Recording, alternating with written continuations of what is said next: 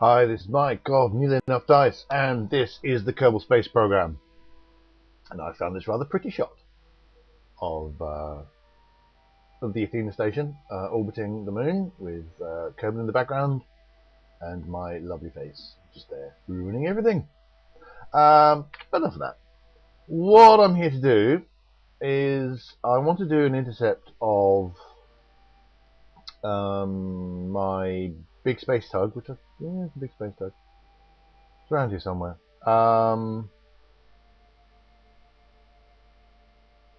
This is like the least important thing. There, Big Tug launcher, which is actually now just the Big Space Tug. I should rename it. I'll rename it in a second. And I want to do an intercept of Athena 1, but Athena 1's actually got a really eccentric orbit. Or at least it did last time I checked. Yeah, so I'm actually going to do a quick circularize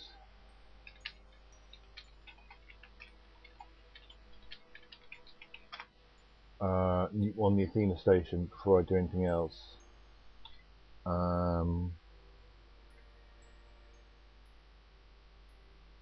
It's kind of nice that I can feel confident in doing that, because it turns out that the side motors, side engines here, that turned out to work really well.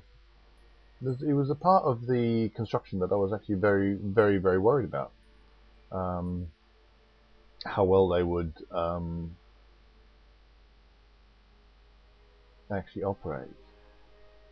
I'm just going to turn off RCS for a second. No. Yeah. Oh, what am I doing? I'm turning off RCS because sometimes it seems that the very act of using RCS, because RCS is a jet system, can actually throw off your delta V, or your, where you are. You can throw off your orbit to a surprisingly large extent, and so you get situations where it's very difficult to get to the maneuver node, because the maneuver node itself actually changes as you try and move towards it, because you're jetting about the place. That's possibly a problem with unbalanced RCS. This wasn't designed to have RCS on it as such. Well, I mean, basically this has got RCS and the rest of the ship doesn't. So when you do a turn like that, you've got the steering with the reaction wheels, essentially to an extent fighting with the extra steering that's caused by the RCS being unbalanced. Yet another of the if and when I design this again, assuming I'm much more likely, now that I've got a fully upgraded vehicle assembly bay and fully upgraded launch pad, is I'm much more likely to just launch launch, not something similar to this anyway, launch the whole thing in one go. So give a 20-second thing. Let's get an alarm clock. Yeah, so my Athena 2 is almost certainly going to be launched in one big lump, as opposed to having to build it in orbit.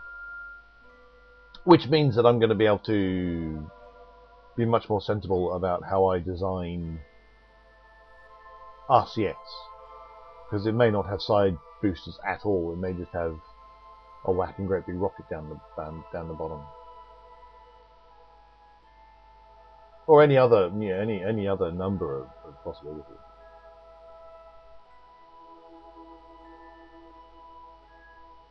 How's that going? Okay. I've got another alarm for it's a mission I haven't actually shown yet, because it's really dull actually. Basically, I'm very close to I have now, as of fairly recently, bought all the science things I can buy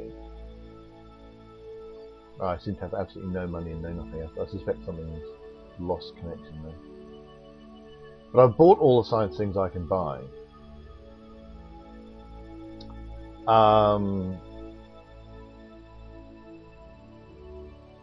Without going to the next tier in the research and development lab, but I need to upgrade the research and development lab to get that next tier, which means I need cash monies. And so a couple of satellite contracts came up, so I'm just doing those in the background. And I thought, well, instead of sitting here and letting everything at the moon just wait for another couple of days, I'll set an alarm and I'll get back to it.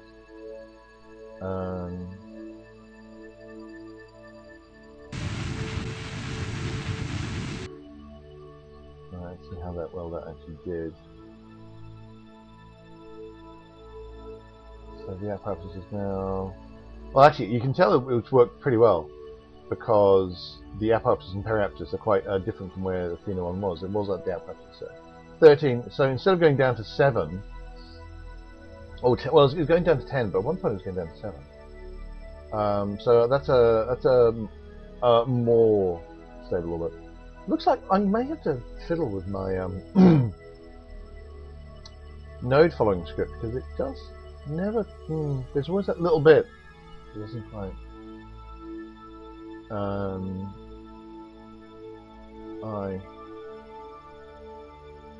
It's particularly noticeable when I do transfers to the moon, right? So you got something going from here, and it'll be like, because I tend to use one of the LD909s, I think it is, one of the very low thrust rockets, because they get great delta V. You have like a 3-minute burn. You've seen it. I think you've seen what I do when I do it. You got like a 3-minute burn, and after 3 minutes, I need to do about 6 to 10 seconds more burn, which is all a bit crazy and weird.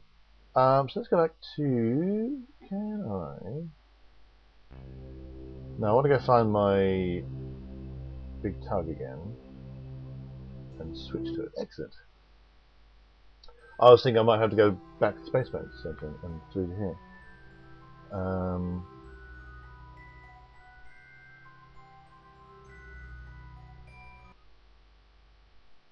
There we go. Just going to do a quick save.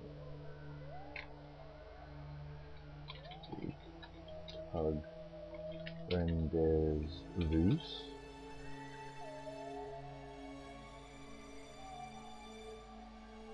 That looks uncomfortably like it's heading directly towards the moon in a kind of crashy kind of way, but that's not.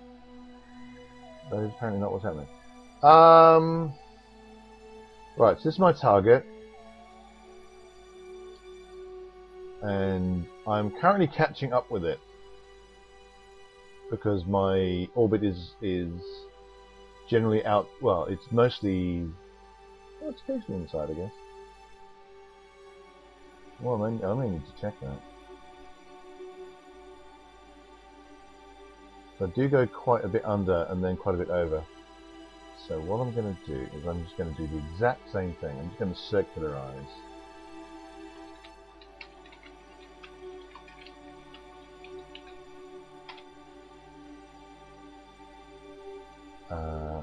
And that's going to set me up for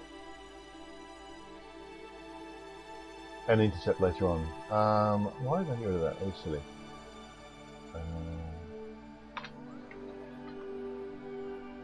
Here's the thing I need to automate. Possibly in the node following script itself. I end up having to do this. Set up a node, set up an alarm clock. It's very convenient. It does work. Gives me what I want. So you can see the problem I've got here is that I've gone under 10k, so I can't speed up. The moon is really quite close.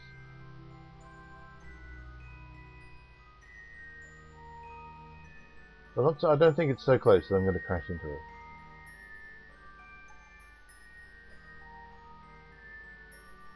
There was an interesting thing. I was like I think a couple of seconds after I signed off last time. So I'm gonna just drifting through, just doing some tidy up after the end of the episode, and a strange anomaly went past me on the surface of the moon. I don't know whether I'm going to see it again, but I had to make a very quick kind of make a note of the latitude and longitude of that. How long is it going to be? 20 minutes. Right, we don't want to spend 20 minutes watching me do this. I'm just going to. Well, so I'm already at 10 times. That's because I'm underneath 10k. I'd quite like to go a bit faster, but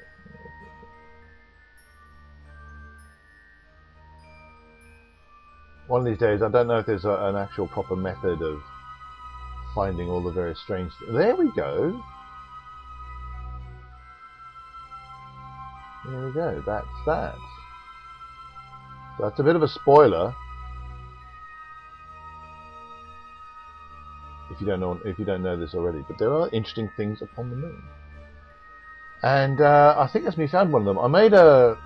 I used COS to do a very quick. I can't do it now because I'm in the middle of running a program, but I used COS at the time to very quickly, quickly log my latitude and longitude. So I should be able to get back and send something back to have a look. We're passing into night. And soon we'll be over 10k. There we are now, over 10k. We are over 10k, so I can now speed up a little bit more. Go to 50 times. So it should be there momentarily. I'll do this in map view because it's not going to be very entertaining. Apart from anything else, it's at night. As everything I do seems to just end up with a moon or a planet in the way, so you can't see what you're doing.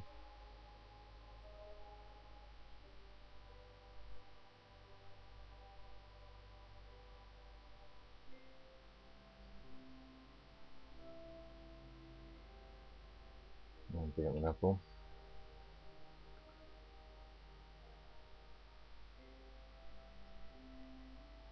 Delete on close.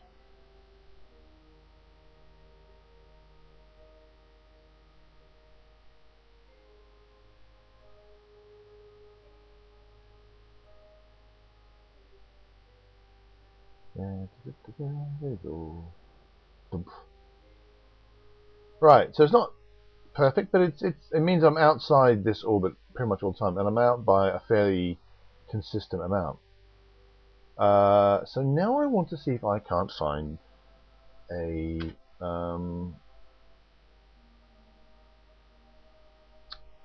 encounter. So basically, this is the method I've been using, right? We're gonna set.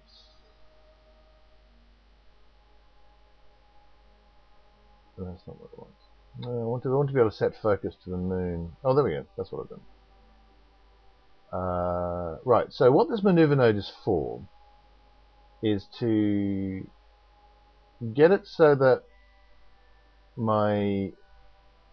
essentially this is the maneuver node for getting from the Tug's orbit to Athena's orbit. Right? And the question is now, when do I do this? So what I can do is I can move around like this, and that's going to, change the encounters.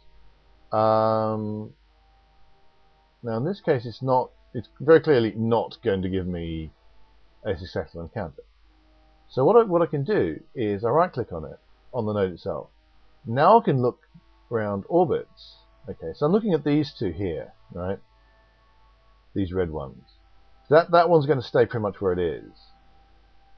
And as you can see, as I go forward in orbit, this clock's closer and closer and closer. So if I click on that one, right, by that orbit, I don't know how many orbits ahead I am now. Between this orbit and that orbit, there is an encounter. Obviously, there must be an encounter because there must be a closer, there must be a point where they actually pass. So this is where I grab this and I start moving it around until I get something. That's probably going to be separation 0.6 kilometers. I think I'm going to take that. There's probably going to be some fiddling later on.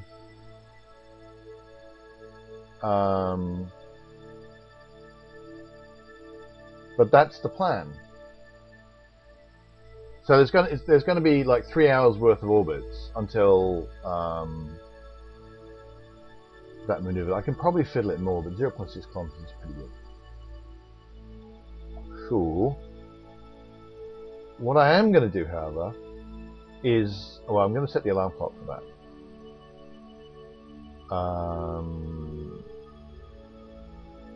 I'm going to give them a minute because I'll run the node follower when I do that. However, my next alarm is actually polar orbit with science. So can I just switch jump to ship and restore maneuver node? We'll go to jump to ship actually. Now this is maneuver. This is polar orbit with science was one of my first ships. I think you may remember from way back when. Now, as you can see, I've made a bit of a pig. I haven't really got a good orbit yet. But this science launcher has got so much delta V, it's ridiculous. So basically what I'm just trying to do is get closer to the next node. And I actually don't have any... No, I do. I thought I didn't have one of these on this thing. I genuinely thought I didn't have one. I'm doing it all manually. God, what am I like? Oh, there you go. I just noticed something. I haven't put my panels out. So I potentially could have run out of electric charge, which would have been very embarrassing.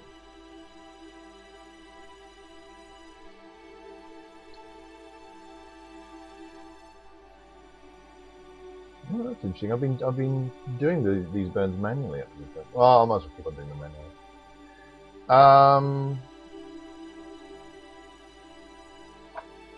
So this is an inclination matching thing, which actually very clearly isn't all that good.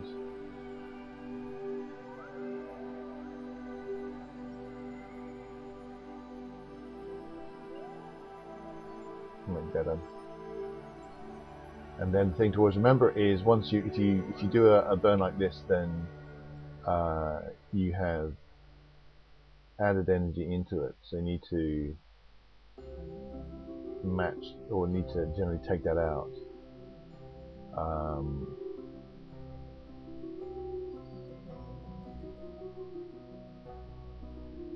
So that's going to be a better match. Okay, so even though I could in theory do this with KOS, I'm not going to. So I might as well close that because that's not being the point. There's no point there. So yeah, I might as well just fast forward to that.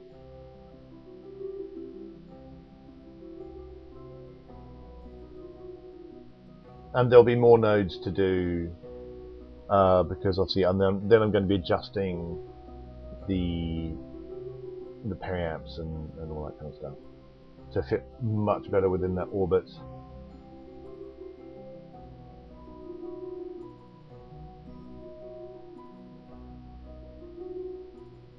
I just realised I'm changing my mind about KOS because I don't know.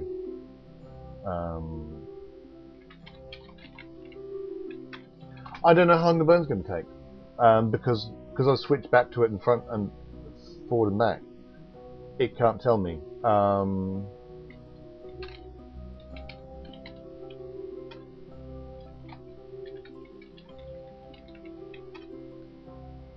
So that's going to tell me it's going to be within about 3 seconds. Oh, well, it's more 3.5 seconds. Probably what I should do is probably come up, if I'm going to do it manually, like this, is instead, because I do have a calculate burn time thing, just calculates the burn time, and I can then do it manually myself. But the calc node, follow the X node program does pretty well. It's just on very, very long burns, maybe just a tiny percentage out, but on long burns that can actually be kind of significant, and it can be the difference between having an encounter with the moon, for example, and not having an encounter with the moon. Kind of important. I might need to go have a look at it. It may be as simple as, because it literally works out the burn time and burns for exactly that amount of time, or at least as it actually. That's pretty good. Or I mean, it burns for as exactly as it thinks it can. Now this is where I'd quite like to be able to maneuver in map mode slightly better, because I would quite like to go down here. Oh, wait a minute. Oh, got it. Sweet. Gives me some sweet monies. Is it going to tell me how much sweet monies I've got? It's not bad. Now here's a question. You can go away. Do I have enough? Is there any possibility that I can have enough Delta V? I just can't. I can't possibly. No, I've got 5. Oh no, I've got tiny amounts of Delta V. Would I be able to change to that? Because this isn't that. I have another orbital contract to do, and would I be able to do it? And I don't think so.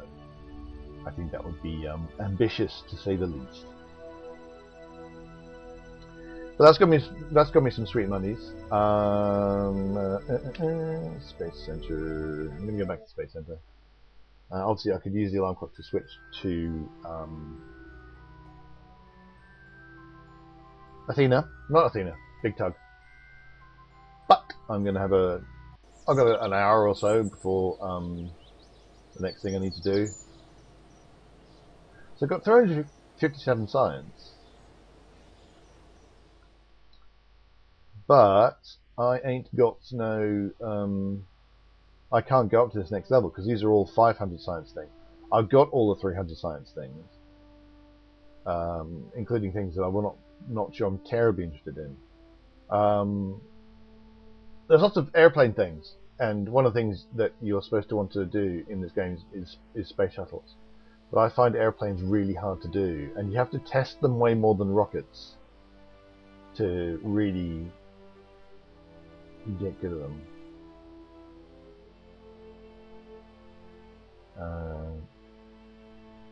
Advanced science tech, advanced motors. Those all look like good things, but I can't get them because I need to upgrade this thing. Whoop, that's not what I wanted.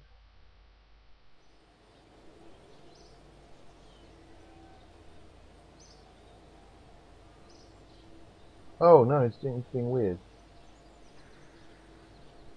My Kerbal Space Center flag. I've had that a couple of times. My Kerbal Space Center flag is really in a weird place, and I can only right-click on some things. It's possible that I'm in fact right-clicking on them and it's all working fine. It's just that the dialog box comes up someplace weird. Go to the tracking center. For no very good reason. It's just that reloads all the graphics. And then we're going to go back to the Space Center and see what that does.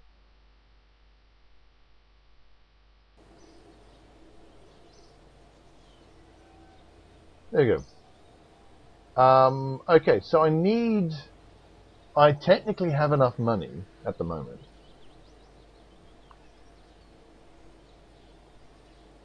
To upgrade. Well, that's going to leave me about 20k left. And I don't know whether that's really enough. go have a quick click on this. Because I would then need to fulfill some contract or other and get some money. I do have a fair number of contracts kind of happening at the minute. So I'm just going to see what polar orbit with science. So that costs 23 grand. So if I did that, I would not be able to launch polar orbit with science, which is the current thing I'm doing to get money. Let me quickly check see if there's anything. No, there's just these ones. Well, what I could do, because these don't expire, and I want to do them anyway.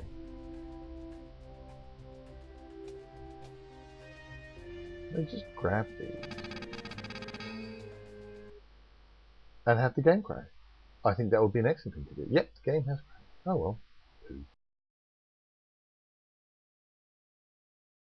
Right, let's see if we can't do that again. Okay, so the idea here is I need enough money to get enough things, but I get some advances for these things which don't expire. So really, it's just free money.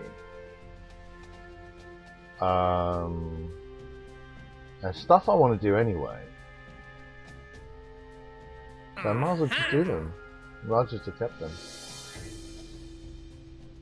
and that means if I press the correct button, I can upgrade this. Woo! Look at that! And still have 206,000 Kerbal bucks to enable me to launch things and get more money and then get more science. Because so there you go. I can now get the next tier of science. So I don't have enough science points yet, but we're looking at it. Ruggedized vehicle wheel. Rovmax XL3. 30 meters a second. Ooh, 60 meters a second on the ruggedized stuff. Advanced science tech. That gives me the gravioli, negative gravioli detector, which is very important for my sciencing. What's this do? The latest research and development, naval development, Marvel, the sensor array computing nose cone. Athena quality sensors and a computer salvage from the highest quality aircraft scrap, enabling it to connect atmospheric data whilst in flight. Oh, that's nice. Specialized electrics, that's going to be my big... Oh, okay, so I can make a thermal generator. Big rechargeable battery pack.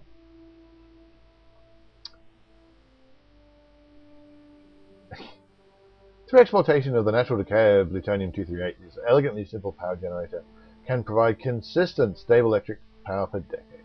It is also waterproof and dishwasher safe. That's good. My guidance units. Those look nice. RG is one of the most complete command units available to date, featuring the latest guard system of its own internal federal reactor unit. Stedler claims this is the closest one get to fully self-contained spacecraft. Alright, so this actually will act as a good pilot, so you can actually do prograde, stability assist, prograde, retrograde, radial, normal, maneuver and target tracking. Ooh, sweet. And a drone core for the Mark II, so that's for the for space planes and that. Hypersonic flight.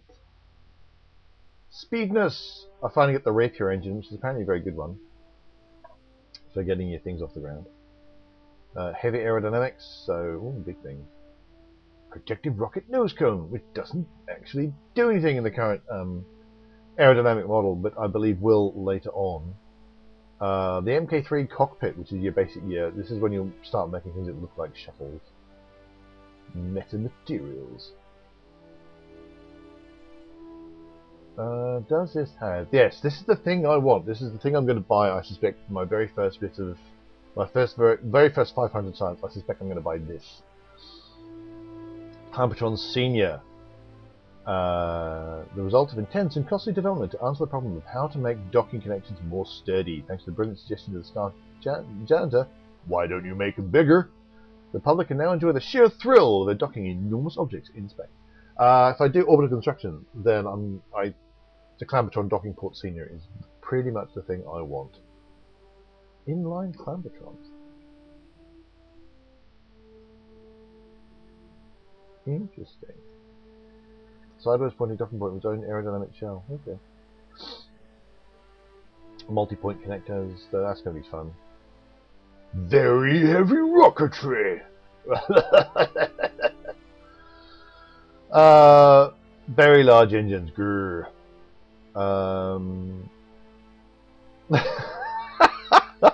Originally designed to separate buildings that were stuck together.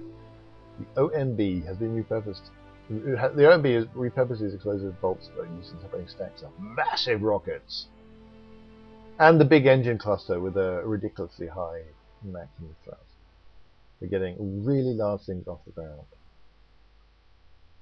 I don't know if there's another tier after this. I really don't. So I guess I'm going to find out. But anyway, other than the game crashing, that's pretty much me. So the next thing to do is to get the Big Tug. I've got a maneuver node. I've got a maneuver node set up for the Big Tug, and that will hopefully get it into a nice intercept orbit with Athena, and then I can stick Pallas 6 on the side of Athena. I can possibly refuel Athena, refuel Pallas 6, and go and get more science, because at this point getting lots of science is a terribly good thing to do. And see if I can't pick up these contracts. But that's for next time. So, thanks very much for watching. I hope you've been enjoying these videos. Hit like and subscribe if so. Come visit us at nearlyenoughddice.com, which is our role-playing game themed podcast and blog, and we are also on Facebook and Twitter and stuff. So come find Nearly Enough Dice on those platforms. And finally, until we meet again, reach for the stars.